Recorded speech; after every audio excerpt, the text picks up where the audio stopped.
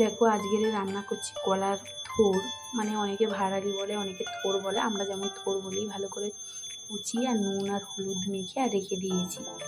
একটা আলু কুচিয়ে একদম ছোট ছোট করে কুচিয়েছি, করে ধুয়ে রেখে দিয়েছি। আর এখানে নিয়েছি অল্প করে একটু কুমড়ো, এই ডুমো ডুমো করে কেটে রেখে দিয়েছি। কড়া বসিয়ে কড়াইয়ের মধ্যে সাদা তেল দিয়ে দিয়েছি। এখন আমি কুমড়োগুলো ভেজে নেব।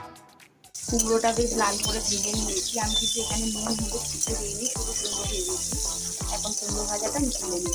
দেখো কুমড়ো ভেজে তুলে ওই তেলের মধ্যে একটু কালো জিরে আর কাঁচা লঙ্কা একটা ফোড়ন দিয়ে দিয়েছি। এখন আমি দিয়ে দিচ্ছি আলুটা ভালো করে ভেজে নিই। আলুটা বেশ ভালোভাবে ভেজে নিয়েছি। এখন আমি ওই থোড়টা যেটা একটু নুন হলুদ মেখে রেখে দিয়েছিলাম, সেটা একটু চিপে চিপে আমি দিয়ে দিচ্ছি। চিপলে কিন্তু অনেকটা বেশ জল বেরিয়ে যাচ্ছে, আর চিপে চিপে আমি দিয়ে দিচ্ছি। এখন কিন্তু আমি লবণ দিলাম না, যেহেতু এর মধ্যে লবণ মেশানো আছে।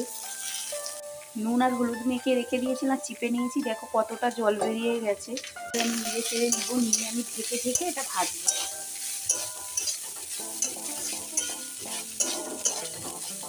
দেখো আমি একবার নেড়ে চেড়ে ঢেকে রেখে দিয়েছিলাম, আবার ঢাকাটা খুলে নিয়েছি। নিয়ে আমি পরিমাণ মতো হলুদ আর খুব সামান্য একটু লবণ দিয়েছি, দিয়ে আবার একটু নেড়ে চেড়ে নিচ্ছি। এবার আমি একটা ভালো করে ভেজে নেব। ভাড়ালিটা ভাজা আমার পুরোপুরিভাবে হয়ে গেছে। দেখো দেখতে কিন্তু দারুণ লাগে, এরকম করে দারুণ স্বাদ হয় এইভাবে যদি ভাজা যায়। আর যে যেমন লঙ্কা খাবে সে বুঝে লঙ্কা দিতে পারে, বা এর মধ্যে শুকনো লঙ্কা ফোড়ন যদি দেওয়া যায় আরও ভালো গন্ধ বেরোয়, স্বাদ খেতে দারুণ স্বাদ হয়। কিন্তু হয়ে এসছে, দেখো ভাজাটা ঠিকঠাকভাবে হয়ে গেছে। এখন আমি নামিয়ে নেব।